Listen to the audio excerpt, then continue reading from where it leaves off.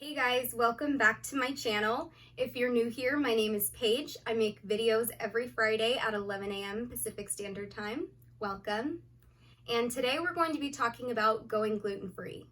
Why do it, how to do it, all the things.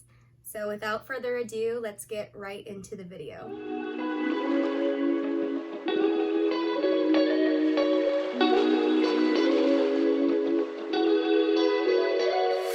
Gluten is a protein that's found in wheat, barley, and rye. I do not have a gluten allergy or celiac disease that I know of, and I've had a colonoscopy and a blood test, so I think I would know. And I ate gluten my whole life. So yeah, I love bread. I love pasta. I love pizza. I love burgers. I love everything with gluten. Like, gluten's in everything. But I strongly believe that my gluten intolerance, I'm going to call it, is due to the wheat itself, maybe the pesticides or the genetic modification that's been done to wheat over the years. I think that more and more people are becoming insensitive to wheat because of this. I strongly believe in it. I'm not a scientist, so I can't prove it to you, but it's something that I've read up on, and I really do believe that it's true. Anyways, I was encouraged by my EDS specialist to try going gluten-free, just to allow my gut to kind of stop swelling. There was a lot of inflammation in my gut, and it worked, okay? I felt more energy. I did not have any bloating. I had less trouble with my digestive system. It worked for me. And this experience led me to make a more permanent life choice to go gluten-free for good. And I did read that scientists are working on a gluten-free wheat in the future, which sounds super cool for people with true gluten allergies or celiacs. And I'm interested to see if that ever happened, if that would help me, or if it is the wheat itself, or I'm not positive what it is with me, but I do better gluten-free. That's my point here. That's why I do it. I just feel better. And I notice when I do eat gluten that I can feel a huge difference, and it could all be in my head. Who knows? But I really do feel a difference. So I want to share some tips with you on how to go gluten-free, or just how I did it. The most obvious thing you can do is when you're shopping at the store, you can pick up a processed item like chips and find a label that says gluten-free. And if it is not gluten-free, then you can just put it back down. That is the easiest thing. However, when it comes to bread, I had to eat bread, and I still do. I eat bread in modification. I eat gluten in modification. Just when I really want it, I treat myself to it. I don't deny myself really anything. I just try to modify everything. And if you aren't allergic, this is a great option for you to just eat it when you are really craving it and just cut it out at all other times. If my mom makes garlic bread, I'm gonna eat it. Like, there's just not anything that can stop me. I'm gonna feel like crap the next day, and I know that when I'm eating the bread, but it just tastes so good that I'm not gonna deny myself of that. I'm just not. It isn't realistic to completely deny yourself of something that you enjoy, especially at the beginning of a lifestyle change. It just feels very negative to say no. And allow yourself some time to adjust to gluten-free products, because sometimes it can take time to get used to the taste and texture of gluten-free products. They're just different. They're not bad. It's just different than what you're used to. So allow yourself some time to kind of get used to it before you completely say, no, this is not for me. Try everything. Try multiple brands. Try multiple flavors of things. Everyone has their own preferences, and when it comes to gluten-free replacements, it is a replacement. So it's whatever you can handle. And yeah, so replace what you can with gluten-free products. Call restaurants ahead of time when you're gonna go out to eat and ask on the phone if they have gluten-free options, even if you don't see it online on their menu. Sometimes it's just not advertised that they have the gluten-free option, but a lot of restaurants do now. So call ahead and ask.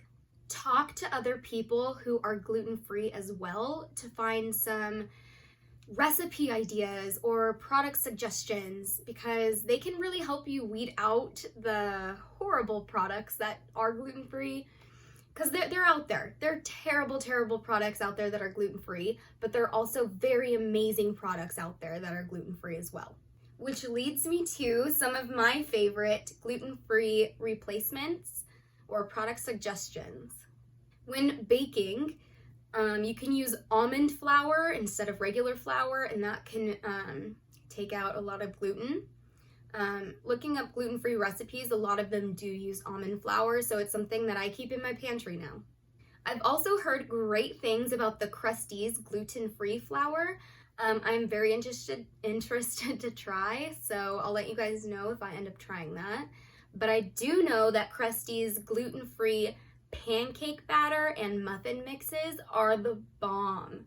So good. You can honestly barely tell the difference that it's gluten-free. It's so good. And it's fun because you get to like make it from the box. It's not too hard because it's not from scrap, but it's something to do. I don't know. And the Pillsbury brand that makes awesome cake mixes has a gluten-free funfetti cake that is so good. Snyder's gluten-free pretzels are awesome. You honestly can't tell the difference between those and real pretzels. And I've had a really, really hard time replacing bread. The gluten-free replacements out there for bread aren't amazing.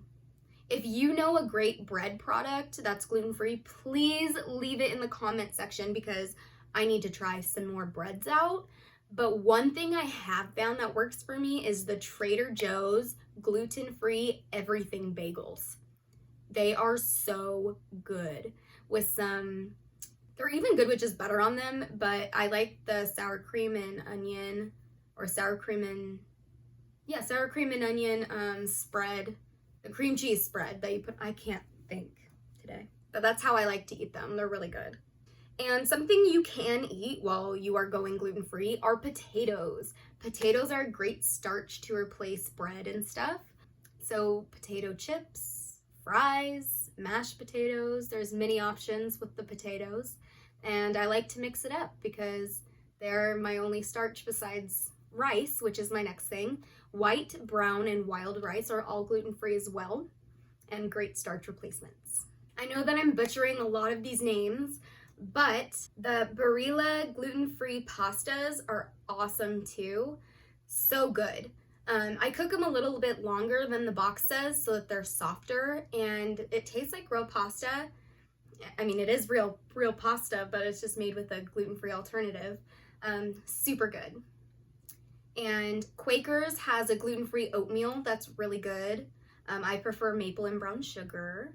Marie's salad dressings and her ranch dressings, she has a lot of gluten-free options, and I love that brand. It's so good. If you shop at Sprouts, they have so many good gluten-free pastries in like their bakery section. They have donut holes, they have muffins, they have cupcakes, they have everything with the gluten-free option at Sprouts, and I think that that is awesome. Something else I love to snack on is popcorn. Popcorn is gluten-free. There are popcorns that are not gluten-free that have like stuff on them, but like Skinny Pop is gluten-free. And my last suggestion for you today is cauliflower pizza. It's a cauliflower pizza. And my favorite flavor is the margarita one. So good. So good. And they actually updated their pizza a little bit so it's more, it becomes more crispy, and it's so good. They've made it better for sure. But I dipped that in some of the Marie's ranch. And again, I'm always looking for new gluten-free options to try, so please leave your favorite gluten-free snack or replacement down below for me so I can try them out. Thank you guys so much for watching. If you enjoyed this video, please don't forget to like and subscribe. It would mean so much to me. And I hope you have a great week, and I'll see you next Friday. Bye, guys. I also just wanted to say happy birthday to Amy. It's been 5 months since she passed, and this week was her birthday. So I just wanted to say happy birthday, Amy. Rest in peace. You are still helping and inspiring people to this day, and I think that you touched this earth in a way that not a lot of people can. So happy birthday, Amy. We miss you so much. We miss your amazing spirit on the internet. And we're still processing your death. We still miss you. I don't think we'll ever stop missing you.